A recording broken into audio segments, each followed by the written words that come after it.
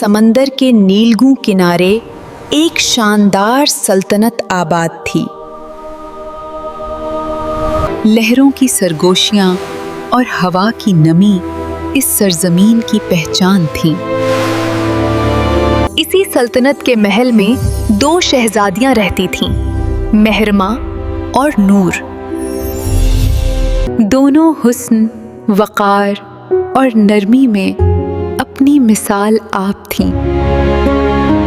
शहजादी महरमा को समंदर के किनारे सीपियां चनने का बेहद शौक था। वो नंगे पांव रेत पर आहिस्ता आहिस्ता चलती, हर सीपी को यूं गौर से देखती जैसे उसके अंदर कोई छुपा हुआ राज हो।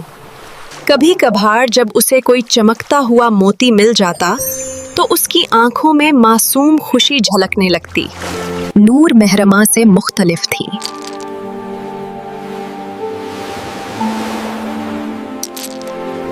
उसे सीपियों या मोतियों से कोई खास दिलचस्पी ना थी, बल्कि उसे समंदर के किनारे रहने वाले पेंगुइन बेहद पसंद थे।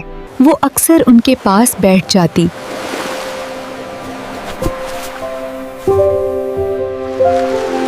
उनकी हरकतें खामोशी से देखती।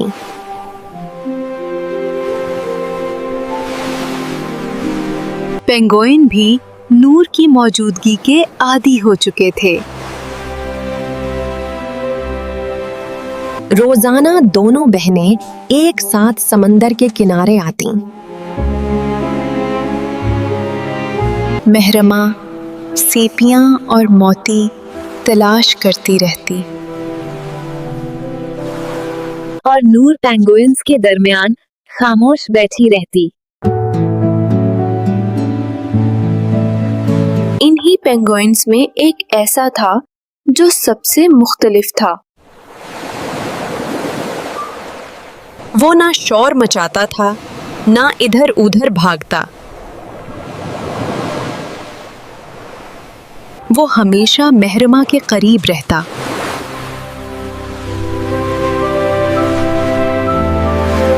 कभी उसके कदमों के पास, कभी पानी में जरा फासले पर खड़ा उसे देखता रहता। मगर वक्त के साथ उसे इस पेंगुइन की मौजूदगी अजीब लगने लगी। जब वो सेपियां चनती, वो खामोशी से उसके पास बैठ जाता। जब वो आगे बढ़ती, वो भी आहिस्ता आहिस्ता उसके साथ चलने लगता। तुम हमेशा मेरे साथ क्यों रहते हो? और पेंगुइन उसे यूं देखता जैसे सब समझता हो, मगर कुछ कह ना सकता हो।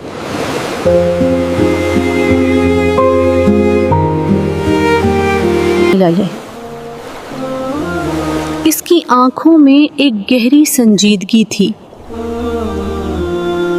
जैसे इसके अंदर कोई अनकही कहानी कैद हो। एक दिन महरमा अकेली समंदर के किनारे बैठी सीपियां चुन रही थी कि उसने एक नर्म सी आवाज सुनी। उसने इर्द गिर्द देखा, मगर कोई इंसान मौजूद ना था। तब उसकी नजर उसी पेंगुइन पर पड़ी जो आज पहले से कहीं ज्यादा करीब था। उसके दिल की धड़कन तेज हो गई।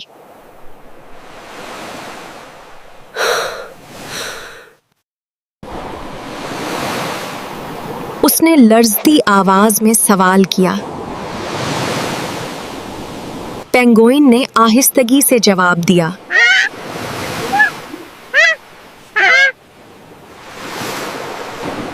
At that moment, Noor also arrived.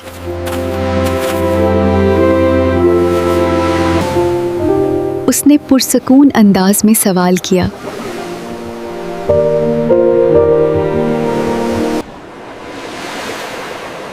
तुम असल में कौन हो? वो दरअसल एक इंसान था, एक शहजादा। इसे समंदर और पेंगुइन से बेहद मोहब्बत थी। मगर एक दिन नादानी में उससे एक ऐसी गलती हो गई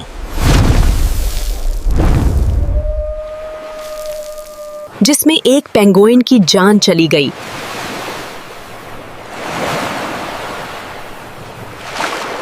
इसी गलती की सजा में कुदरत ने उसे पेंगुइन की शक्ल दे दी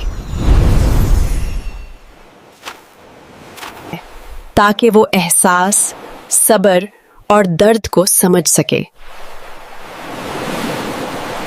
ये सुनकर मेहरमा की आंखों से आंसू बहने लगे।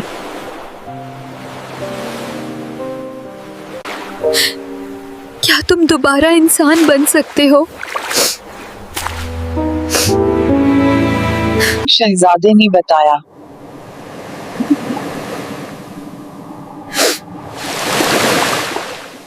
समंदर की गहराई में एक नीला मोती है।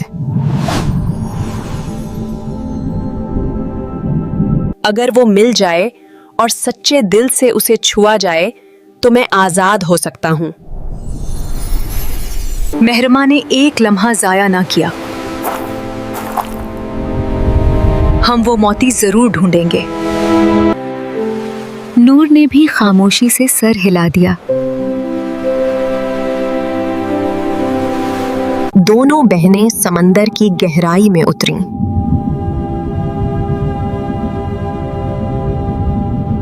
जहां अजीब सा सुकून और नरम रोशनी थी। तवील तलाश के बाद इन्हें वो नीला मोती मिल गया। जब मेहरमा ने इसे उठाया तो उसके दिल में अजीब सा सुकून उतर आया। वापस आकर जैसे ही उसने वो मोती पेंगुइन के सामने रखा और उसने उसे छुआ,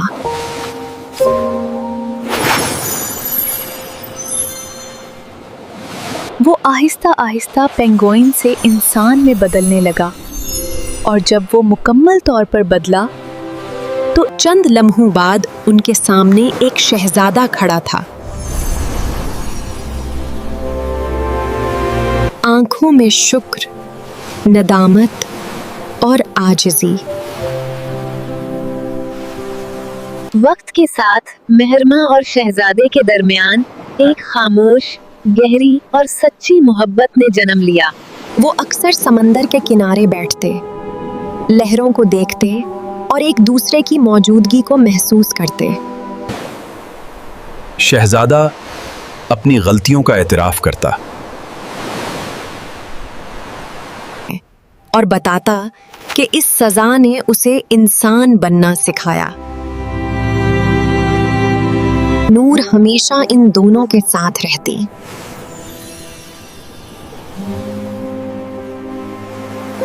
उसके दिल में सुकून था कि उसकी बहन महफूज हाथों में है।